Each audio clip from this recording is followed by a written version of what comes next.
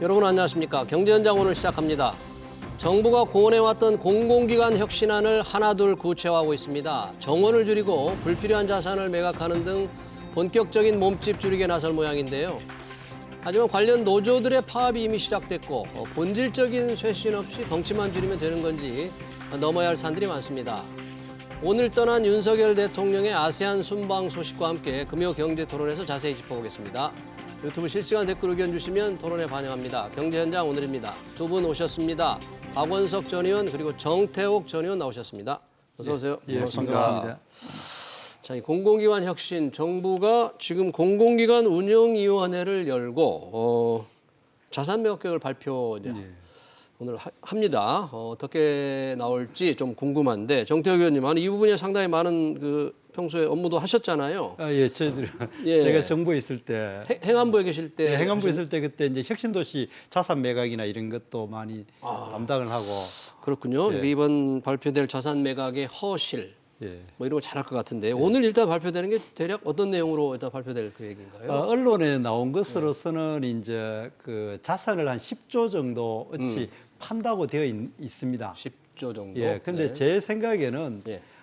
그렇게 팔리지 않습니다. 왜요? 왜 그러냐면 거기 가장 큰 게 이제 경기도 LH 경기도 본부 같은 거 5,800억, 그다음 뭐 도로공사 땅, 그다음 그 마사회, 그 용산 땅 뭐 이런 거 판다고 되어 있는데 철도공사 땅이 굉장히 많지 않아요?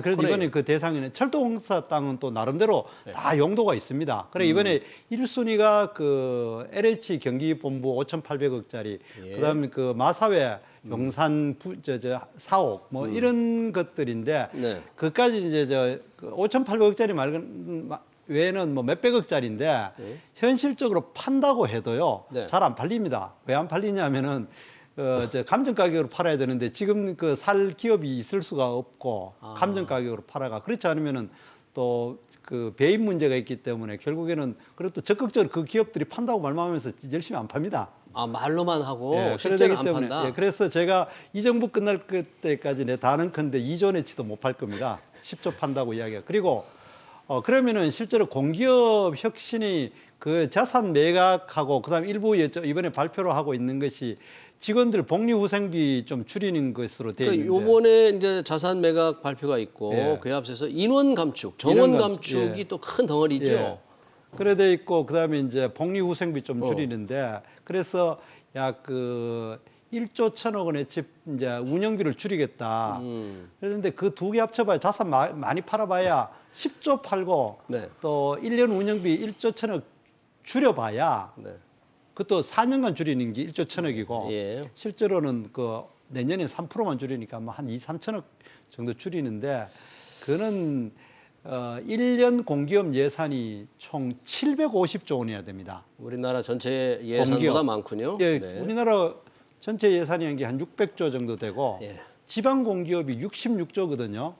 그래 되는데 그거 뭐 한 2, 3천억 줄여는 거는 큰 의미가 없고 다만 한 가지 이제 의미가 있는 거는 문재인 정부 5년 동안에 공기업 정원을 33만에서 44만으로 늘렸습니다. 정원을 10만 명 이상이 늘어났네요. 예, 11만 명 늘렸다고 11만 명. 언론 인터넷으로 찾아보면 그러더라고요. 그거를 이제 다시 줄인다는 건 쉽지가 않을 겁니다. 정규화된 걸 어떻게 줄이겠습니까?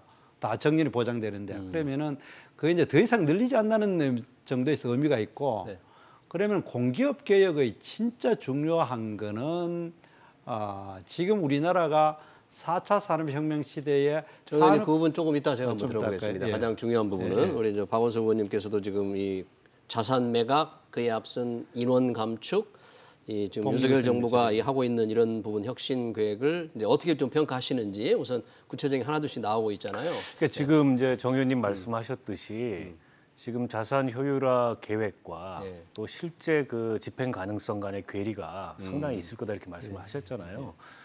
제가 보기에도 그런 측면이 있고 더군다나 지금 부동산 시장이 어마어마한 지금 불황이 예상되는데 이 덩어리가 굉장히 커요. 앞서 이제 코레일 얘기하셨지만은 코레일은 최하 등급을 작년 공공기관 경영평가에서 받았거든요. 그래서 이제 코레일이 한 8조 원 정도 지금 매각 계획을 갖고 있는데 그걸 누가 삽니까?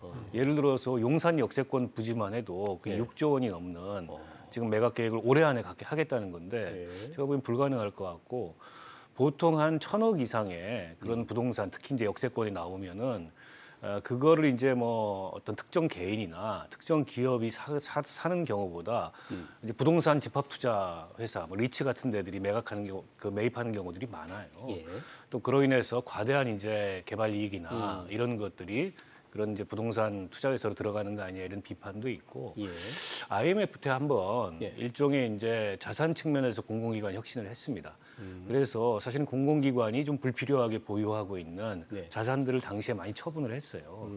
지금 갖고 있는 자산은 어떻게 보면은 추후에 언젠가는 활용 계획들이 있는 그런 자산이라고 보는 게 저는 나중에 좀 쓸모가 있을 수도 있다. 타당하다고 보고 그리고 정부나 공공기관이 추후에 이렇게 활용할 수 있는 부동산을 갖고 있어야 됩니다. 근데 그걸 전부 다 민간에 매각해 버렸을 때 나중에 정작 필요하면은 그걸 다시 사야 되거나 이럴 경우에 굉장히 곤란한 일이 발생할 수 있는데 실제로 한국석유공사가 2017년도에 예.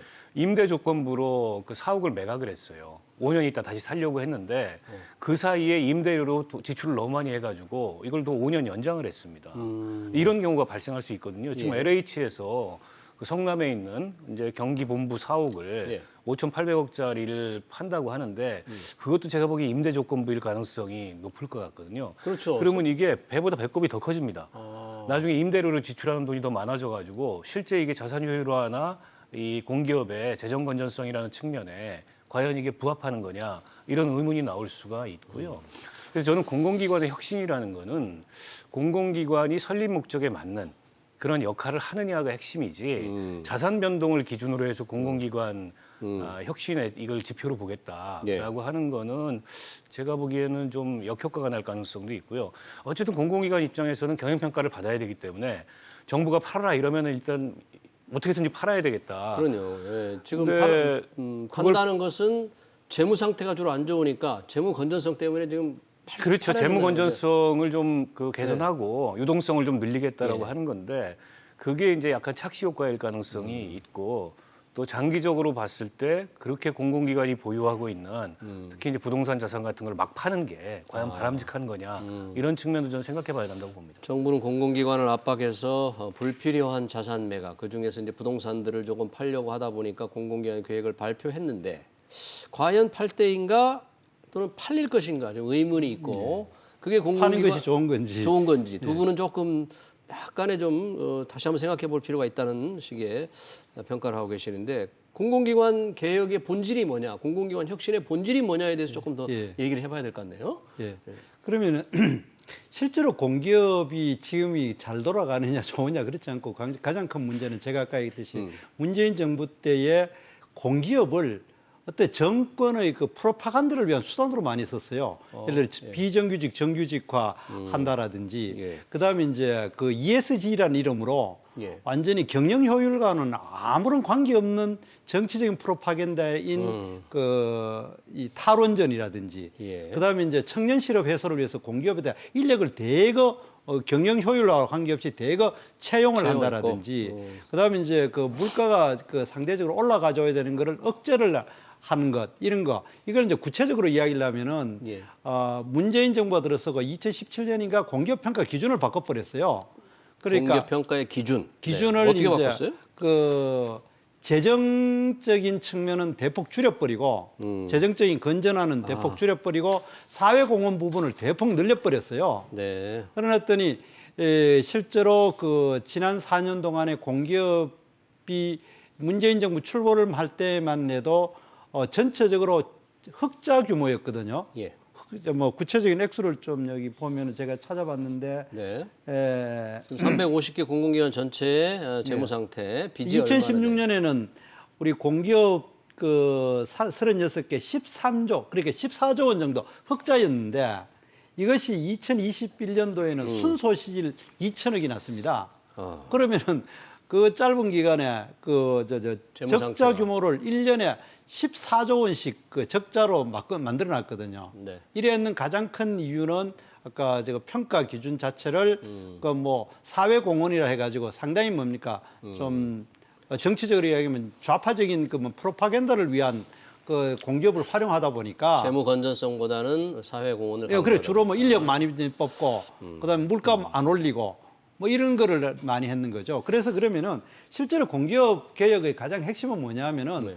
다시 이제 규모를 줄이는 그 자산을 파는 것보다도 예. 사실은 그 임금 구조를 바꿔주는 것이 우리 사회에서 굉장히 필요합니다. 임금 구조. 예, 임금 구조가 지금 현재는 연공 서열로 돼 있고 예. 그다음 그 뭡니까 정년이 보장되어 있는 이런 이제 그러니까 사실 노동 생산성과 관계없이 임금이 계속 올라가 가지고 예. 되어 있는 구조입니다. 예. 그러면은 가장 노동 생산성이 높은 사람에게는 꼭 일치할 수는 없지만은 예. 그 임금이 어느 정도 더 많이 주어지고 노동 생산이 떨어지는 데는 더 적게 줘야 되는데 이게 그냥 입사할 때부터 시작해 가지고 정년퇴직 그러니까 임금 피크 될 때까지 계속 오르는 구조. 근데 그게 실제로 보면 요즘 업무 구조가 그 4차 산업혁명 시대 때 업무 자체는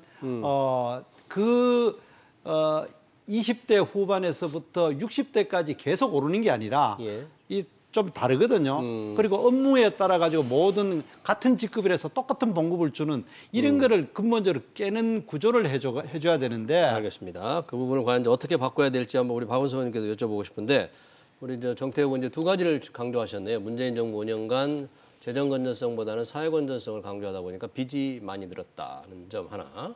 또 하나는 이제 급여 이 임금 구조를 바꿔야 된다. 그러니까 직무급. 이 두 부분은 어떻게 보세요? 공기업 적자 요인이 문재인 정부 때 공기업의 인력을 무분별하게 늘렸거나 아니면 공기업의 경영 효율성보다 이제 다른 측면을 더 고려했기 때문이라고는 생각하지 않습니다. 네. 그러니까 예를 들어서 그 비정규직 정규직화 같은 경우도 그게 과연 정원을 늘린 거냐, 그 무기계약직을 늘린 거냐, 그건 좀 따져봐야 될 것 같고요. 예.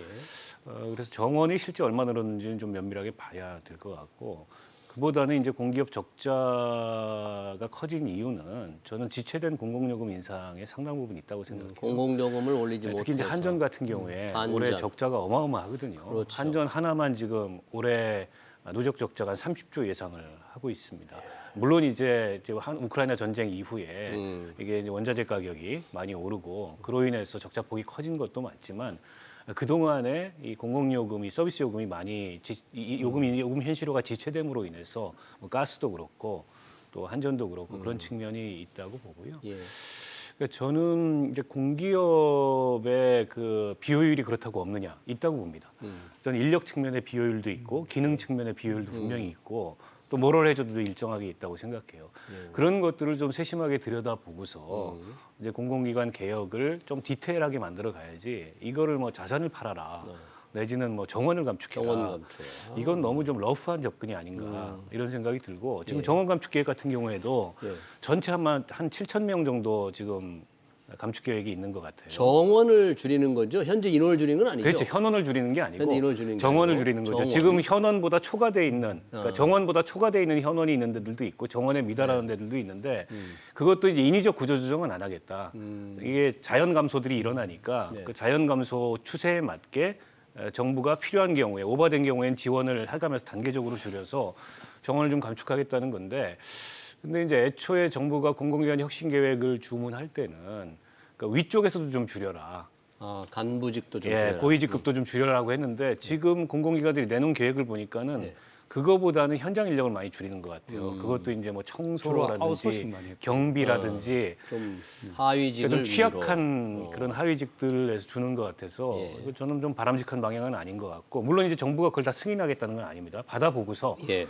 이게 과연 타당하냐 이걸 좀 평가를 하겠지만 지금까지의 그 인력 감축 계획도 어떻게 보면 정부에서 혁신 계획을 내니까 이 공공기관들이 지금 마지못해서 이런저런 계획들을 좀 급조하고 있는 게 아닌가. 그래서 저는 조금 더 신중하게 진행될 필요가 있겠다는 생각이 들고 예. 그 직무급제 말씀은 뒤에 이제 주제가 나오니까 그때 네. 한번 다시 말씀드리겠습니다. 네, 직무급제 들어가기 앞서서 이제 정원 감축, 아까 현재의 인원 감축이 아니라 정원을 줄인다고만 해도 벌써 공공병원에서 한일 파업을 했고요. 예. 또 서울교통공사도 지금 파업을 하겠다고 하고요. 그러니까 이게 굉장히 어려울 것 같아요. 노조의 반발이 아주 벌써부터 좀 거세게 나오고 있어요. 우리나라 노조는 뭐 항상 특히 그 민노총이나 민노총 같은 경우는 그 사람들이 관심 있는 거는 저 기업의 효율성이나 이런 것보다도 공공성이란 그 방패막이로 자기들이 기득권을 너무 지키려고 그러죠. 예를 들어서 공공의료라고 이야기를 하는데 우리나라는 이미 박정희 대통령 때부터 국민 개의료보험제가 되어 있기 때문에 예. 실제로 우리가 서울시립병원이나 시중에 있는 병원과 실질적으로 무차별합니다. 그런데 그걸 서울시립병원은 공공성이고 시중에 있는 의료보험이 적용되는 병원은 그러면은 그 영리병원이냐 그렇지도 않거든요. 그건 자기들의 기득권과 그거를 하려고 하는 프로파간다에 불과하지. 오히려 그 뭡니까 공공병원들은 뭡니까 진료 수준이 낮다라는 그런 그 나쁜 인상만 지금 가지고 있고 그 사람들이 진료의 질이나 서비스의 질을 높이려고 안 하고 오로지 뭡니까 노조의 힘을 가지고 자기들의 그 기득권을 계속 지키려고 하는 것 예. 그런 것이 과연 바람직하냐. 예. 그 직무급제의 필요성을 말씀하셨잖아요. 예, 예. 이제 필요하다 그런 거잖아요. 그 예. 상당히 그 예. 나이만 연차만 되면 월급이 차례대로 올라가는 게 4차 산업혁명 시대에 어울리지 않다. 예, 그렇죠. 어디 박원석 의원님 어떻게 보세요? 그 우선 직무급제. 고전에 그 의료 인력 부족 문제가 심각합니다. 이게 이제 인력 코로나 부족. 때도 우리가 경험을 했듯이 특히나 이제 공공의료 쪽의 의료 인력 부족 문제가 심각하고 근데 서울의 그 대학병원들 같은 경우에도 서울뿐만이 아니라 전국에 있는 대학병원들 같은 경우에도 간호사 한 명이 담당하는 환자 수가 심지어는 15명까지 가는 경우들이 있어요. 이게 지금 갑작스럽게 이 보건의료 쪽에 노동조합에서 주장하는 게 아니고 오랫동안 예. 문제 제기를 해왔던 거고 그럼 기준이 있어야 된다. 간호사 한 명이 담당할 수 있는 적정 환자 수가 얼마인지 이런 기준이 없어요.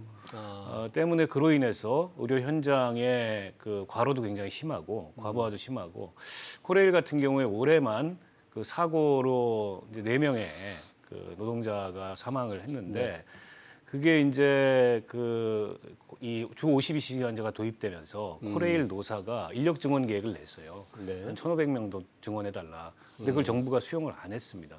그로 인해서 이제 현장에 작업 과부하가 생긴 거죠. 과거에는 3인 1조, 4인 1조로 하던 작업을 2인 1조로 하게 되면서 그럼으로 인해서 이제 발생한 사고들이거든요.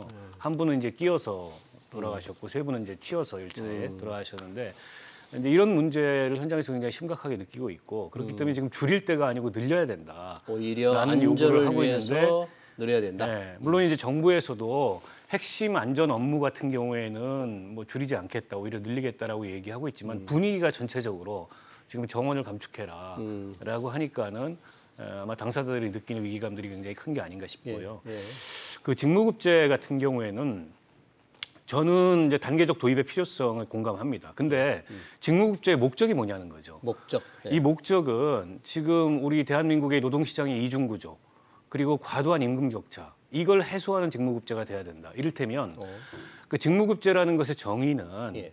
어느 기업에 속해 있느냐 혹은 고용 형태가 정규직이냐 비정규직이냐 그에 따른 임금 격차가 아니라 하는 일에 따른 그렇죠. 하는 일이 뭐냐에 따라서 임금을 달리하는 거죠. 달리하는 거죠. 일에 따라서. 그렇다 보니까는 유럽 같은 경우에 이제 직무급제는 기업 간의 임금 격차가 없습니다. 하는 일이 같다면. 그 더군다나 이제 산별교섭제도가 제도화 돼 있기 때문에 근데 우리는 이제 산별교섭제도가 제도화돼 있지 않아서 직무급제 도입을 하더라도 이게 기업별 도입이 될 가능성이 높은데 그럼 무슨 문제가 발생하냐면 여전히 대기업, 중소기업 원청기업, 하청기업, 정규직, 비정규직 간의 임금 격차는 해소되지 않는다는 거죠. 그래서 제가 보기에는 지금 이제 직무급제 도입보다 더 중요한 거는 기업 규모에 따른 임금 격차를 어떻게 해소할 거냐. 그리고 어쨌든 초봉은 굉장히 낮고 뒤로 갈수록 임금이 높아지잖아요. 그럼 청년들은 임금이 낮고 나이가 먹고 이제 이 연차가 길어지면 임금이 높아지는데 이 구조를 어떻게 바꿀 거냐. 비정규직이나 여성의 임금을 어떻게 높일 거냐. 이런 맥락에서 직무급제를 저는 디자인을 해야지 지금처럼 임금 비용을 좀 줄이겠다. 근데 그런 목적의 직무급제 논의는 아마 그 당사자들이 특히 이제 근로자들이 수용하기가 어려울 거고 노사가 합의하지 않는 직무급제 도입을 강제할 방법이 없습니다. 그렇죠. 이게 취업규칙 불이익 변경에 해당하기 때문에 이건 뭐 법원으로 가면 100% 다 질 거예요. 근데 어떻게 보십니까? 지금 직무급제를 도입하려면 노동시장의 이중구조, 정규직과 비정규직 이런 부분 해서 우리 박원석 의원님 그 이야기한 것 중에 의료 인력이 부족한 거하고 그 뭡니까 일부 공공병원에 민노총 출신 그 의료 인력들이 막 주장하는 거와 다른 거예요. 실제로 어쩌면 경북도 같은 경우에도 공공병원의 의사들이 굉장히 부족해요. 네. 그건 이제 그 의사들이나 이런 분들이 뭐 간호사분들이 워낙 이제 뭡니까 대학 그 의과대학 정원을 못 늘리게 해서 하는 문제고 또 실제로 포스텍이나 또 카이스트에서 의과대 뭡니까 연구용 그죠 의료 인력을 양성하려고 하는 걸 워낙 이제 예. 의사협회에서 반대를 해주는 문제지. 그게 지금 이야기하는 뭡니까 일부 공공병원에서 노조가 주장하는 거하고 것과는 전혀 상황이 내용이 다르다. 다른 네. 내용이다 그렇게 이야기하고 예. 그다음에 이제 직무급제를 뭐 언론으로 모든 걸 따지면 아무 일도 못 하는 거죠. 예. 그러나 이제 우리 그 공공기관 내에서도 이 뭔데 좀그 뭡니까 너무나 철저하고 강고한 우리가 삼종 구조라 그랬죠. 정규직에, 그다음에 연봉서열, 연공서열제, 뭐 이런 그러니까 정년보장, 이런 받는 사람과 또 그렇지 않는 사람과의 이게 어느 정도 깨줘야 되는 출발 자체가 직무급제에서부터 시작한다는 거예요. 이 지금 현재에서 공기업 같은 게 들어오면 공기업마다 조금 다른데. 그 1급에서 6급까지, 예. 그다음에 이사 뭐 이런 본부장, 이사 뭐 이렇게 돼 있는 이 어느 정도 구조 속에서의 완벽한 연공서열을 어느 정도 깨주는 거를 한꺼번에는 안 되겠지만은 그게 조직의 비효율을 없애고 활력을 좀 높일 수 있는 방법이 되는 겁니까? 그렇죠. 왜 그러냐면은 이제 자기의 그 기여한 만큼의 완벽하게 일치는 할 수 없어요. 사람의 그 나이의 뭡니까 나이에 따른 그 생활급이 필요한 게 있기 때문에 그렇지만은 지금과 같이 이렇게 엄격하게 매년 호봉이 올라가고 50대 중반 내지 60대에 최고 호봉을 받고 입사할 때 가장 적은 호봉 실제로 저도 이제 그 대학에 일해 있어 보면은 가장 일을 많이 하는 사람들 오히려 젊고 그 IT 분야는요. 그런 분야고 오히려 연세 드신 분들이 약간 그 뭡니까 부가가치가 좀 떨어지는 면이 있거든요. 이론적으로는 그럴 것 같은데 아까 말씀하신 대로 노조가 또 합의를 해야 되니까 노사가 합의하기가 아니 그래서 저는 이제 공공기관의 직무급제 도입의 필요성에 대해서 공감합니다. 그러니까 지금 보니까 연공급이 가장 완강하게 남아 있는 데가 공공기관하고 대기업이에요. 중소기업에는 연공급이라는 게 거의 의미가 없습니다. 여기서 이제 물론 이제 대기업도 아주 초대기업, 1000인 이상의 대기업 같은 경우는 이미 연봉제가 도입된 데들이 많죠. 그런데 지금 이제 정부에서 공공기관 평가 기준으로 반영하겠다는 직무 성과급제 같은 경우에는 목적이 뭐냐가 저는 굉장히 중요한데 이를테면 공공기관에서 그 직무급제를 도입하면서 지금 초봉이 굉장히 낮거든요. 이게 이제 근속 연수가 길어질수록 임금이 높아지는데. 그러면 입사할 때 초봉을 굉장히 높여서 그리고 여성이나 비정규직 같은 경우에 하는 일에 따라서 일의 차이가 없다면은 거의 동일한 임금으로 이렇게 그 바꾸겠다라는 계획이 동시에 진행이 돼야 그 직무급제가 의미가 있는 거지. 그게 아니면 그냥 임금 비용을 줄이겠다라는 목적으로 진행되는 것밖에 더 되냐 이런 반론이 나올 거고요. 또 하나 기술적으로 굉장히 중요한 게 뭐냐면 일의 종류와 난이도에 따른 이 성과 평가. 평가에서 그리고 임금의 기준 이걸 누가 어떻게 정할 거냐. 그게 어렵다. 그게 지금 사실은 그 직무급제가 도입돼 있는 일본 같은 경우에도 이제 역할급제라는 새로운 임금체가 도입돼 있는데 여러 가지 시행착오와 연구를 거쳐서 그게 아주 세부적으로 도입이 돼 있습니다만 우리는 아직 그런 기준이 없거든요. 그러면 자칫 이게 일종의 이제 성과급제 비슷하게 정착될 가능성이 있는데 그러면 지금 보이는 임금 격차가 더 커질 수도 있죠. 바람직한 결론이 아니죠. 그러니까 오늘 이야기 뭐 강론으로 가면 너무 원래 이야기 출발이 과연 현 정부가 공기업 개혁에다 세우는 게 뭐 자산 몇 개 진짜 거냐, 이런 거는 팔고 그다음에 그 후생복지 예산 조금 줄이는 거 그런 게 계획이 본질이 그거는 아니다. 오히려 공기업 같은 경우에는 양질의 직장을 또 보존한다는 측면에서 좀 뭐 그 몇 푼 깎아봐야 국가에도 도움 안 되고 되고 본질은 제가 우리 사회 제가 이제 그 데이터 사이언스 대학 원장을 하고 이래 이제 IT 기업들하고 계속 접하거든요. 그럴 때 이 변화하는 상황에 비해서 공기업들의 완고한 뭡니까 연봉제는 바꿔줘야 되고 그것이 지금 현재 우리나라 공기업의 총 예산이 이제 750조, 지방 공기업이 66조가 정부 예산이 600조 원에 비해서 예. 많이 크다고 하지만 그 속에는 불가피한 부분이 많이 있어요. 그래 되기 때문에 그거를 근본적으로 뭐 영역을 축소하는 것보다도 이 공기업의 그 뭡니까 이 완고한 직무급제를 비롯해 이거를 좀 바꾸는데 포인트를 둬야 된다는 겁니다. 근데 저 박원순 박 의원님 이야기는 반대하는 게 아니라 네, 네, 지금 알겠습니다. 포커스가 네. 뭐 자산 몇 개 팔고 공공기관 뭐 혁신에 임금비 좀 깎아가 될 네. 일이 아니라는 게 제 이야기입니다. 알겠습니다. 저희가 이 얘기는 뭐 끝이 없을 것 같고요. 저희가 예고한 이 윤석열 대통령의 아세안 순방, 발리, G20 방문 짧게 한번 얘기하고 넘어가 보고 싶은데 뭐 한미일 정상회담도 예정돼 있고 또 중국 시진핑 주석과도 잠깐 만나게 돼 있으니까 회담 자체는 굉장히 중요할 것 같아요 이번에. 그렇죠. 뭐 그리고 예정된 다자 정상회의이기 때문에 지금 국내적으로 큰 참사가 있었지만 대통령께서 또 안 갈 수도 없고요. 더군다나 지금 북핵 문제가 갈수록 지금 악화되고 있는데 이게 뭐 한미 간에 혹은 한미일 간에 또 안보 현안도 걸려 있기 때문에 가셔야 되고 그리고 이제 아세안 플러스 3 같은 경우에는 아세안은 굉장히 잠재적으로 우리한테 큰 시장입니다. 아세안과의 협력을 강화하는 것도 굉장히 중요하고 처음 가시는 거잖아요. 아세안 회의에는 당연히 가야죠. 정상회담을 통해서 전 유의미한 그 성과나 또 이후를 기약할 수 있는 그런 접촉들이 이루어졌으면 좋겠다는 바람을 갖는데 문제는 이게 정상회담, 다자 정상회의에 나가기 전부터 국내적으로 논란을 지금 크게 일으켜가지고 오히려 이게 외교 일정이나 외교 성과가 그거에 다 가려져서 가기 전부터 오늘 출발하셨는데 출발하기 전부터 논란을 논란은 지금 말씀하신 게 MBC 기자의 전용기 그죠? 탑승이죠? 왜 그런 논란을 자초했을까? 그 점이 좀 납득이 안 됩니다. 탑승 못하게 한 게 잘못됐다 이런 주장이십니까? 그렇죠. 잘못됐다? 네. 정태 의원님 어떻게 보세요? 기왕에 저 거대 담론을 빼고 예. 뭐 원래 기자들에게 공정한 그 취재의 기회를 주는 것에 대통령 전용기를 같이 타야 되는 것까지 포함됐다고 생각하지 않기 때문에 뭐 주최 측에서 저 판단할 수 있는 문제라고 나는 생각을 합니다. 예. 그리고 이제 또 좀 거시적으로 봤을 때에 노무현 대통령 때 기자실을 그냥 일부러 그때 당시 기자실 폐쇄? 폐쇄하는데 그냥 폐쇄 정도가 아니라 그때 당시 행정안전부 장관이었는 지금 김두관 장관은 그냥 기자들 욱 끌고 가가지고 기자실에 대목을 받는 실제로 대목을 받는 굉장히 좀 촌스러운 장면도 연출했지 않습니까? 그러나 그것이 전체적으로 봤을 때 그 기자들과 관공서의 연결고리를 어느 정도 정리하는 데도 도움이 됐다고 보거든. 실제로 보면 제가 이 청와대 근무할 때 보면은 저 춘추관에서 그 전에는 춘추관에 있는 기자들이 그냥 행정동으로 막 비서동으로 막 돌아다녔거든요.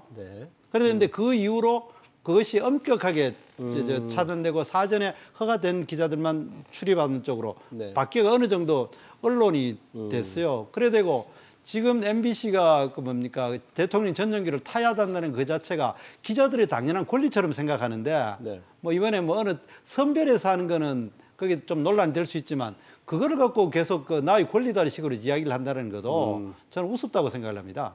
아니 이제 권리라기보다는 다 대통령 전용기를 타더라도 비용을 다 지불하거든요. 그러니까 조금 어떤 취지에 그러니까 그거는 뭐 비용도 제고하고 그러니까 그 편리를 좀 뭐 더 그 정도는 재량이 있지 않는가 저는 그렇게 생각합니다. 알겠습니다. 거부할 재량이 있다. 저는 그 동의가 안 되고요. 네, 동의를 할 수 없다. 이게 이제 편의 제공이라 그러는데 비용을 다 냅니다 언론사가. 세금이 안 들어가요.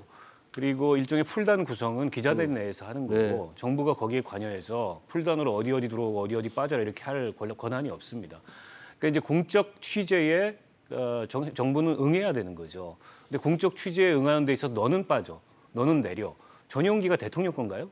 대통령 게 아닙니다. 그거 다 국민의 세금으로 운영하는 거고 자기 감정에 따라서 기분 나쁘다고 기분 나쁜 언론 빠져라 이렇게 할 수가 없는 거예요.